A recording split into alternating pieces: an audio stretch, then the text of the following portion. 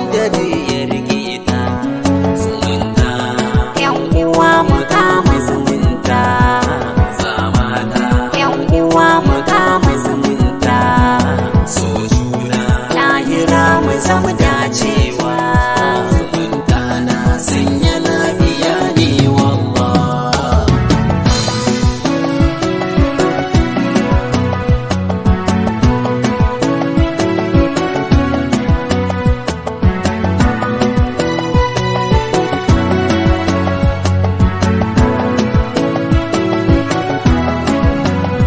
A wannan zamani idan kun lura, zumunta yau an zuba a kwandon shara.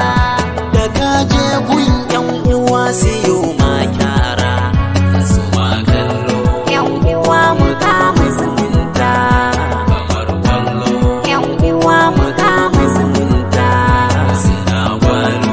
Lahira mu zama dacewa, dan kaje masu ce da kai madalla.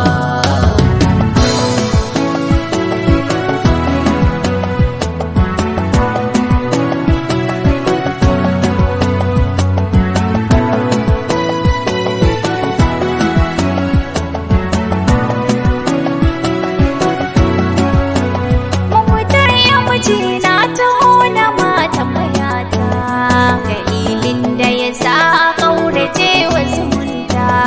Zumunci yau an guje ta har da makota, idan na tuno yan uwa kamar na yi kwalla.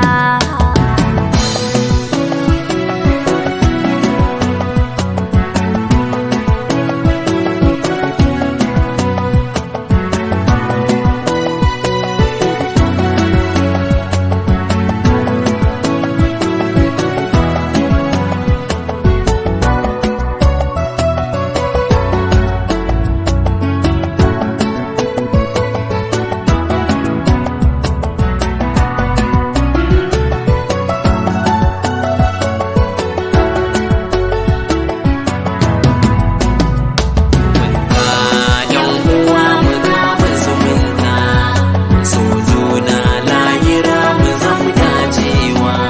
Zumunta wanda bai kula da zumunta, rayuwarsa dai tabewa.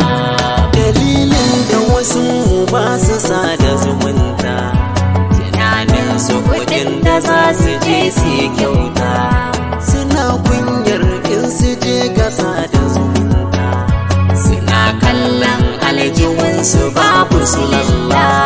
Dalilin haka ba su yin zumunta walla, zumunta sunnar rasulu dan abdullah.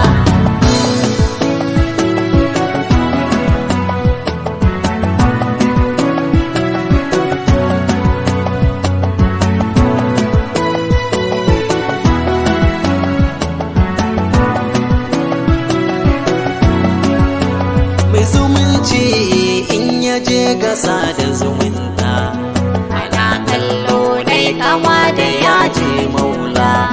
Musamman ma in ya je ga masu sulalla, ana mar kallo kama da ya je maula.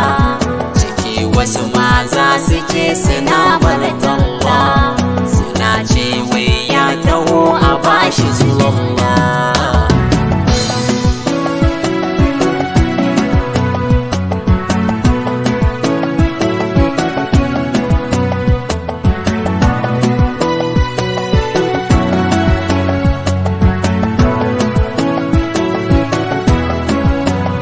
Waya ma yau ta zamo ya gindin kaza, inda waya in ka bincika ta da geza. Dalilin haka wani baya taka kafarsa, ya zumunta kwaikwayon ma'aikin Allah.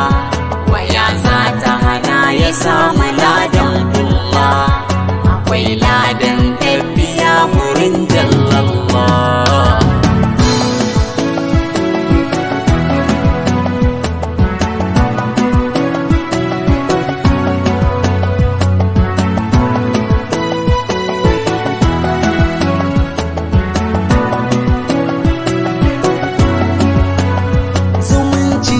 rashinsa yau muna kokawa. A yau dangi babu tausayi da kulawa, zumuncin yau sai da wanda ke miƙawa. Wa kai shi yake gani ba zai waiga ba, ba a tuna dangi kamar ba za